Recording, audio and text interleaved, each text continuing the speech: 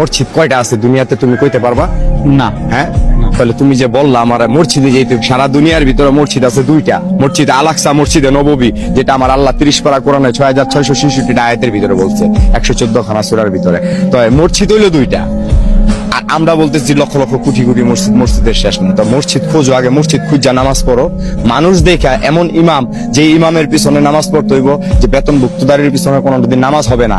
আল্লাহ বলছে যে আলিফ লাম মিম যালিকাল কিতাব লা রাইবা ফীহি হুদাল লিল মুত্তাকিন, কোরআনে কোনো ভুল ত্রুটি নাই। তা আমরা এই কোরআন বিকৃতি করে খাইতেছি কেন? খাইতেছি, আমিও তো মানুষ, তুমিও মানুষ, আমি তো তোমার ডিস্টার্ব করি না, আমি একটুখানি গাঁজা খাই দেখি এই জন্য আমি তোমার কাছে খারাপ।